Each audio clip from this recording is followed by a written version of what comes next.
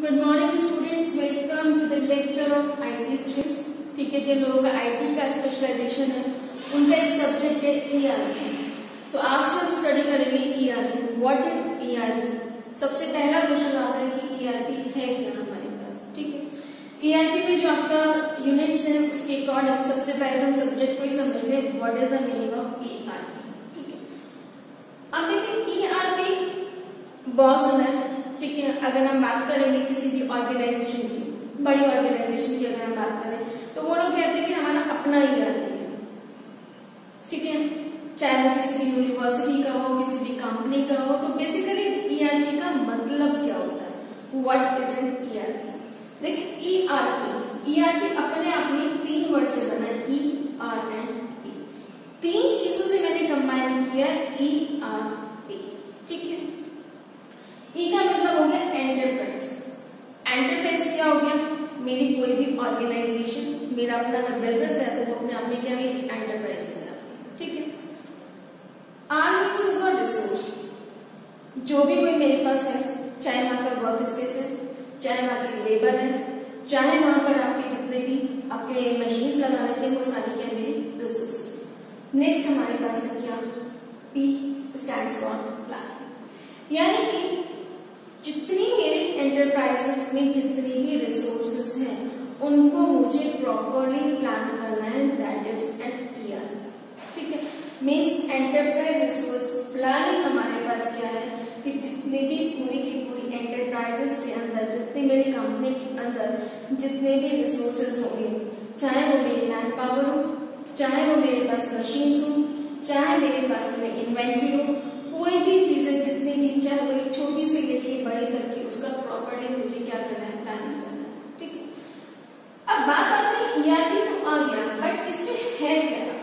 ठीक है, तो बेसिकली ईआरपी जो हमारे पास होता है, एंटरप्राइज रिसोर्स प्लानिंग, जो ईआरपी सॉफ्टवेयर जो होता है, ये हमारा टूल का काम होता है। ठीक है, जिसका मेन टास्क क्या होता है? That can be used to manage information within an organization। ऑर्गेनाइजेशन के अंदर जितनी भी इंफॉर्मेशन है उसको मैनेज करेंगे। ठीक है, Why? Every company and organization operating today is different, they are facing a common challenge। ठीक है, बेसिकली ईआरपी कहाँ से इवॉल्व हुआ, क्यों हुआ, कैसे हुआ, वो भी नहीं आपके हमें स्टडी करना है। बट बेसिकली चाहे किसी की ऑर्गेनाइजेशन कैसी भी हो, चाहे किसी की छोटी ऑर्गेनाइजेशन हो या बड़ी हो, ठीक है, बस अकॉर्डिंग टू द कंडीशन की बड़ी है तो उसके पास चैलेंजेस बड़े होंगे, छोटी ऑर्गेनाइजेशन से उसके चैलेंजेस छोटे होंगे। हर किसी के पास एक ही था कि जो भी आज का बिजनेस एनवायरनमेंट है, अगर हम बात करें आज के बिजनेस एनवायरनमेंट की, आज का कॉम्पिटिटिव मार्केट है। ठीक है, ये तो सभी को पता है। आप एक सिंपल अगर शॉपकीपर से ही पूछोगे तो वो भी कहता है कि आज के टाइम में बहुत कॉम्पिटिशन है। कॉम्पिटिशन का मतलब है जो मेरी मार्केट है वो कैसे कॉम्पिटिटिव मार्केट है। तो जितने भी कॉम्पिटिटिव मार्केट हमारे पास है, तो इसका मीन्स क्या है कि हमें एक ऐसी चीज चाहिए, एक डिपेंडेबल और एफिशिएंट में चाहिए जहां से मैं अपने सारे इंफॉर्मेशन को स्टोर कर सकूं और उसे एक्सेस कर सकूं। ठीक है, तो इसलिए जब हमें इस तरीके की जब जरूरत पड़ी तो हमारे पास क्या चीज आई? ईआरपी आई।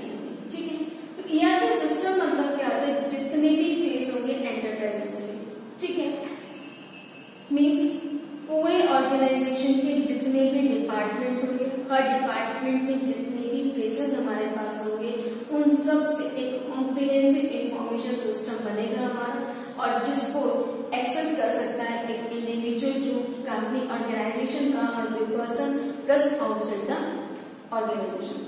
अब बात होती है आउटसाइड द ऑर्गेनाइजेशन कैसे एक्सेस करेगा। ठीक है, आउटसाइड द ऑर्गेनाइजेशन का मतलब होता है कि एक आपके पास अगर आपका किसी के साथ टाइगर है, ठीक है, प्लस आपने किसी को पार्टनर बनाया हुआ, स्लीपिंग पार्टनर है वो आपका, क्योंकि 2 टाइप के पार्टनर होते हैं हमारे पास। वर्किंग पार्टनर बनाते हैं, हम स्लीपिंग पार्टनर बनाते हैं। वर्किंग पार्टनर वो होते हैं जो पैसा भी इन्वेस्ट करेंगे प्लस काम भी करेंगे। ठीक है, और स्लीपिंग पार्टनर्स वो होते हैं जो सिर्फ पैसे इन्वेस्ट कर देंगे, बाकी में कोई मतलब नहीं होता। बट इन केस वो इंटरेस्टेड है, कुछ देखना चाहते हैं, कुछ भी देखना नहीं है, तो डायरेक्टली इन्वॉल्व तो नहीं है वर्किंग प्रोसेस में, वर्किंग एनवायरनमेंट को वो नहीं जानते हैं, बट क्या है कि वो उसको एक्सेस कर सकते हैं, अगर वो चाहे तो उसे चेक कर सकते हैं। ठीक है, with effective ERP software business owners and leaders can automate and estimate daily spend of staff, help employees become more productive and successful in their roles. देखिए सिंपल सी बात है कि पहले अगर हम बात करें, पहले हमारे पास एक फाइनेंस सिस्टम होता था, ठीक है। हर किसी के जितनों की भी बिजनेस होता है सबको पता है, पहले एक फाइनेंस सिस्टम होता था, वो हर चीज की फाइल बनाता था, ठीक। अब फाइल में क्या होता था, अगर मान लीजिए अगर मुझे 5 या 6 महीने का डेटा पुराना डेटा देखना है तो मुझे पीछे जाना पड़ता था, ठीक है। पहले वहां की फाइल बोलते थे, वहां से निकालते थे, यानी कि सर्चिंग थोड़ा टिपिकल था हमारे पास, हम इसे सर्च नहीं कर पाते थे। बट जैसे जैसे एडवांसमेंट आता गया, हम कंप्यूटर की तरफ एनालिटिक होते चले गए, तो हमने क्या किया, अपने सारी एंट्रीज को, चाहे सिंपल सी है कि अगर एक शॉपकीपर भी है तो वो भी अपनी एंट्रीज को किस में रखने लगा, एक्सेल में रखने लगा। एक्सेल में रखने की वजह से जो सिंपल सबसे ज्यादा हमारे पास सॉफ्टवेयर होता था जिसमें हम वर्क करते थे वो एक्सेल होता था। एक्सेल से इसके पास क्या होता है, सारी इन्फॉर्मेशन पता चल जाती थी, उसे कोई फाइल पीछे देखने की जरूरत नहीं है, वो अपना क्या बोलता है सिस्टम होता है, वैसे पूरी इन्फॉर्मेशन गैदर कर लेता है। तो बेसिकली जो मेन ईआरपी को लाने का कॉन्सेप्ट था वो यही था। मान लीजिए मैंने क्या कहा मुझे 5 मंथ का डेटा चेक करना है, पहले मुझे फर्स्ट मंथ पे जाना है, सेकंड पे, फिर थर्ड पे। अब अगर मुझे वहां से वो डेटा लाना है तो मुझे एक पर्सन जो है उसे, अगर वो किसी और काम में बिजी है तो उस काम को छोड़ के पहले वहां से डेटा उठाएगा। अब डेटा उठाएगा तो ऑब्वियस बात है सर्चिंग नहीं करेगा, तो टाइम क्या करेगा, एक तरीके से स्पॉइल करेगा, ठीक है। हम इसको टाइम यूटिलाइजेशन नहीं कह सकते अगर हम आज की बात करें, क्योंकि आज के हमारे पास डिजिटल है पूरा का पूरा, डिजिटल मार्केटिंग का सबसे ज्यादा टाइम है, तो हम ये नहीं कह सकते कि वो क्या टाइम को यूटिलाइज कर रहा है, हमारे अकॉर्डिंग क्या कर रहा है कि वो टाइम को क्या कर रहा है, किल कर रहा है, ठीक है। तो बेसिकली कंपनीज ने भी ये सब चीजें सोचा कि हम किस तरीके से अपने सारे के सारे बिजनेस के सारे डिपार्टमेंट्स को किस तरीके से हम एक तरीके से लेकर के आए कि हमारा पूरा का पूरा डेटा एक जगह रहे, हम जैसे चाहें वैसे उसे एक्सेस करना है। प्लस हमारे जितने भी एम्प्लॉयज हैं जो कि पेपर वर्क को, हम पेपरलेस वर्क की तरफ जो हम मूव कर रहे हैं कि पेपर वर्क को कम से कम रिड्यूस कर मिनिमम टू मिनिमम ले पाए, कि जिससे कि हमारे पास जो भी हमारा टाइम इसमें कंज्यूम हो रहा है वो कंज्यूम हमारा टाइम होना बंद हो जाए। तो उसके लिए उन्होंने क्या किया, कंप्यूटर में, ठीक है चलिए पहले क्या हुआ, डिपार्टमेंट वाइज उन्होंने कंप्यूटर लगा दिए। बट अगर मुझे फाइनेंस डिपार्टमेंट और एचआर डिपार्टमेंट दोनों को आपस में कुछ भी डेटा शेयर करनी है तो क्या करेगा, फाइनेंस डिपार्टमेंट एचआर डिपार्टमेंट को फाइल भेजेगा, एचआर डिपार्टमेंट फाइनेंस को फाइल भेजेगा। तो क्यों ना हम कुछ ऐसा सॉफ्टवेयर डेवलप करें, एक ऐसा सॉफ्टवेयर अपने लिए डेवलप कराएं जिससे कि एचआर वाले को जब जरूरत हो वो अपना डेटा एक्सेस कर ले और फाइनेंस वाले को जब जरूरत हो तो वो डेटा एक्सेस कर ले। कोई दोनों की डिपेंडेंसी एक दूसरे पे क्या होगी, खत्म हो गई। होता क्या था इंजन में, यही तो होता था, अगर एचआर वाले को फाइनेंस से काम है तो वो अगर पर्सन अवेलेबल है तो वो उसको डेटा देगा, अदरवाइज डेटा उसके पास नहीं होता था। बट अगर मेरे पास पूरा डेटा मेरा एक ही जगह पड़ा हुआ है, सिस्टम में है, टूल पर मेरे पास एक सॉफ्टवेयर में मेरे पास डेटा है, उसका डेटाबेस बना हुआ है, तो आप जैसे चाहे वैसे उसको एक्सेस कर सकते हैं, जब चाहे उसे एक्सेस कर सकते हैं। तो वही सेम कॉन्सेप्ट होता है हमारा ईआरपी का, और यही हमारा ईआरपी का मेन रीजन था आने के लिए, ठीक है। ठीक है, तो बेसिकली हम कहते हैं सिस्टम को हमने ऑटोमेट कर दिया। ऑटोमेट का मतलब उसे कंप्यूटराइज करना, that is a concept of ERP. अब देखिए सिंपल सी बात है, इवोल्यूशन तो कैसे हुआ वो तो बात की बात है। जैसे मान लीजिए आपके पास अपनी एक शॉप है, ठीक है, मैं एज ए कस्टमर आपके पास कोई आइटम लेने के लिए जाती हूँ, ठीक है। आप क्या करेंगे, पहले तो अपनी शॉप पे चेक करेंगे, ठीक है। अगर आपको आइडिया है कि है या नहीं है तो आप सीधा मना कर देंगे कि नहीं है, ठीक है। बट इन केस आपके पास था, खत्म हो गया, तो आप क्या करेंगे, पहले अपनी इन्वेंटरी जो आपके पास स्टॉक लिस्ट है, ठीक है, यानी कि जो आपके पास दुकान में सामान रखा हुआ है वहां आप चेक करेंगे कि है तो नहीं, वहां नहीं है तो आप क्या करेंगे, अपने स्टॉक में जाएंगे, स्टॉक में जाकर के उसे चेक करेंगे, ठीक है। चलिए आप नहीं भी जाते हैं तो आप क्या करेंगे, अपने फोन करेंगे जो आपका स्टॉक को मैनेज कर रहा है, उससे पूछेंगे कि भाई है या नहीं, ठीक है। अब स्टॉक वाला चेक करेगा कि मेरे पास है या नहीं है, तो वो पहले ही चेक करेगा कि अच्छा इन्वेंट्री में था मेरे पास या नहीं था। इन्वेंट्री में था तो वो चेक करेगा कि अब अवेलेबल है या नहीं है तो वो किसको डिपार्टमेंट को बात करेगा, प्रोडक्शन डिपार्टमेंट से बात करेगा कि भाई ये प्रोडक्ट बनना था, वो प्रोडक्ट क्यों नहीं बना था। प्रोडक्शन डिपार्टमेंट जो है वो फिर इन्वेंट्री को चेक करेगा, इन्वेंट्री को इसलिए चेक करेगा कि जो प्रोडक्शन जो बनाना है उसका रॉ मटेरियल अवेलेबल है या नहीं, ठीक है। चलिए प्रोडक्शन डिपार्टमेंट को पता चला कि इन्वेंट्री ने कहा मेरे पास तो रॉ मटेरियल है नहीं, वो कहाँ जाएगा, हमारे पास सेल्स परचेज डिपार्टमेंट में जाएगा, ठीक है। सेल्स का सेल्स डिपार्टमेंट फिर उसे चेक करेगा, तो इट मीन्स क्या एक बड़ा लंबा प्रोसेस हो गया मेरे पास, ठीक है। तो जो काम एक पर्सन को जो पर्सन जो अटेंड कर रहा था कस्टमर को, उसके पास इंफॉर्मेशन होनी चाहिए थी, वो उसने बाईपास करता हुआ चला गया और वही क्या हो गया, एक टाइम कंज्यूमिंग प्रोसेस हो गया। बट यही चीज अगर मेरी सारी चीजें एक ही जगह अवेलेबल हो मेरे पास, एक ही सॉफ्टवेयर में हो, तो वो अपना सॉफ्टवेयर चेक करेगा स्टॉक में है, इन्वेंट्री है या नहीं है, नहीं है तो सीधा मना कर देगा कि सेल अवेलेबल नहीं है, आपको इतने टाइम बाद अवेलेबल होगा, ठीक है। दूसरी चीज, आपके पास बहुत सारी चीजें ऐसी होती हैं, ऐसा नहीं है कि इन्वेंट्री को ही मैनेज करने के लिए यूज किया जाता है।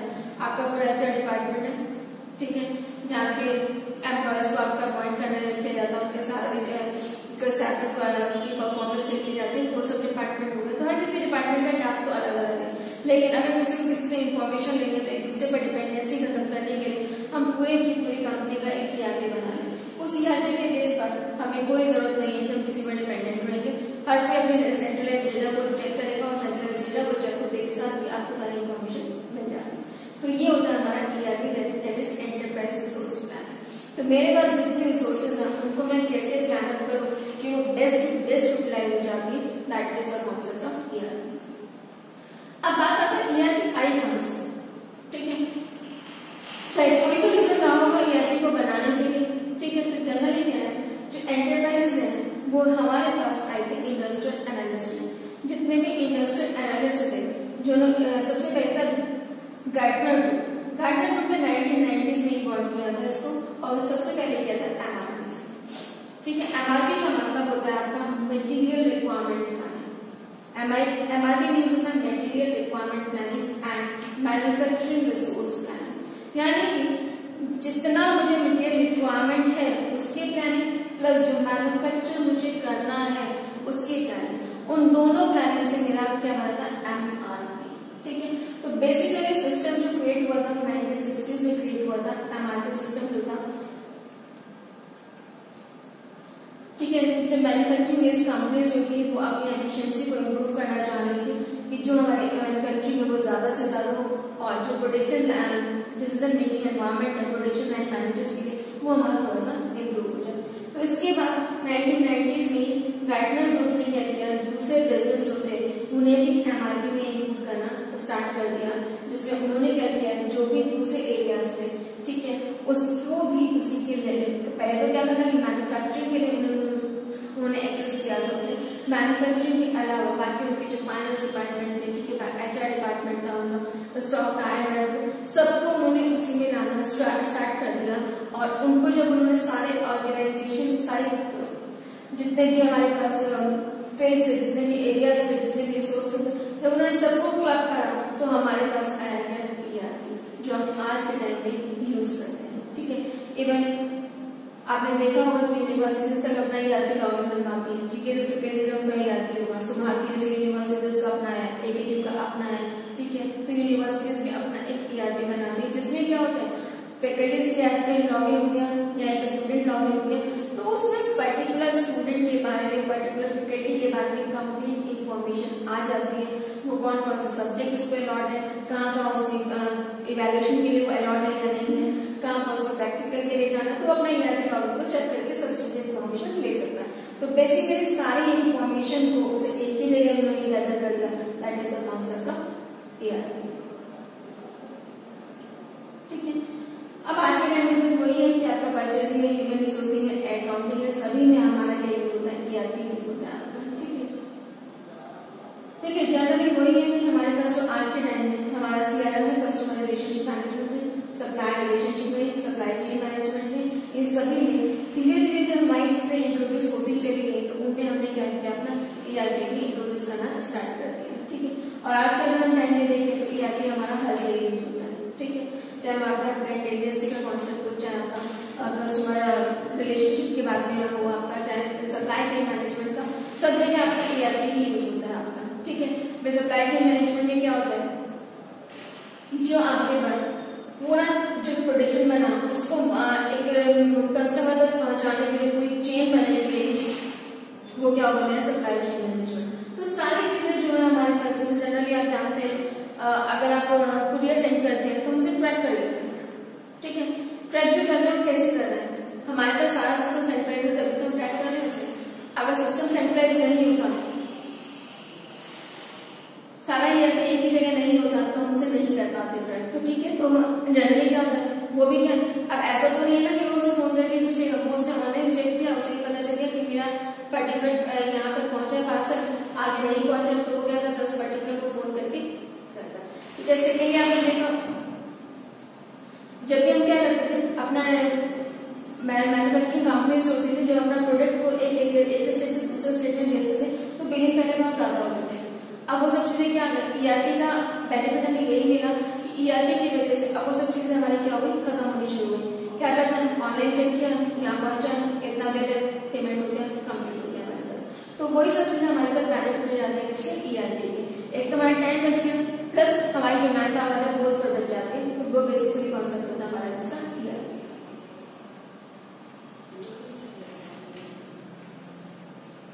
जनरली ईआरपी को मैंने पहले ही बताया था, चाहे किसी का बिजनेस छोटा हो चाहे किसी का बड़ा हो, ईआरपी आपका हर जगह यूज होता है, चाहे स्मॉल हो एज लार्ज हो। क्यों, क्योंकि यहाँ पे कोई वो नहीं है कि किसी की छोटी ऑर्गेनाइजेशन तो उसे ईआरपी रिक्वायर्ड नहीं, ईआरपी उसे भी रिक्वायर्ड है। क्यों, क्योंकि जब उसके पास छोटा बिजनेस है तो ऑब्वियसली बात उसके पास मैन पावर की कमी होगी, तो अपनी मैन पावर को किस तरीके से प्लेस कराए तो वो कंपैरेटिवली हमारे पास बेटर होता है इसमें ईआरपी। देखिए जनरली हमारे पास दो टाइप के प्राइमरी ईआरपीज होते हैं, ठीक है, जो कि हमारे पास ऑर्गेनाइजेशन में आज के टाइम में यूज होते हैं। फर्स्ट वन है ऑन प्रीमाइसेस और सेकंड है क्लाउड बेस्ड। ठीक है, दो प्रीमाइसेस का है, एक तो विद इन अ प्राइमस जितने भी आपके प्रीमाइसेस हैं उसी पर हमारे पास यूज होगा, और एक ऑन क्लाउड का मतलब आप कहीं बैठे कभी भी कहीं भी देख सकते हैं। तो दो ईआरपी आज के टाइम में हमारे इम्प्लीमेंट हो रहे हैं, फर्स्ट वन प्रीमाइसेस और दूसरा क्लाउड बेस्ड। क्लाउड बेस्ड में वही हो गया कि आपके पास क्या है, आप कहीं भी कैसे बैठ करके देख लीजिएगा, और प्रीमाइसेस का मतलब पूरी ऑर्गेनाइजेशन का जो मेरा एरिया है वहीं पर हम इसे क्या करेंगे चेक करेंगे। ठीक है, नेक्स्ट हमारे पास आता है ईआरपी का कॉन्सेप्ट है और कुछ ग्लॉसरी ऑफ टर्म्स है जो हमारे ईआरपी से रिलेटेड है। तो हमने बेसिकली ऐसा एक ओवरव्यू पढ़ा है कि ईआरपी होता क्या है, कहाँ से हमने इसे निकाला है, उसकी क्या जरूरत होती है हमें। ठीक है, नेक्स्ट हम आगे स्टडी करेंगे ईआरपी का कॉन्सेप्ट और उसकी जो ग्लॉसरीज है यानी कि जो टर्म हमारी ईआरपी से रिलेटेड है। ठीक है, आज फर्स्ट लेक्चर में हमने खाली ईआरपी का इंट्रोडक्शन किया। ठीक है, नेक्स्ट हम क्लास में कल स्टार्ट करेंगे जितने भी टर्म्स रिलेटेड या आपके पास के बेनिफिट जो वो सब। ठीक है, आप लोग इसको स्टडी कर लीजिएगा, कोई भी प्रॉब्लम है तो आप प्रॉब्लम सॉल्विंग क्लास में इसको डिस्कस करें।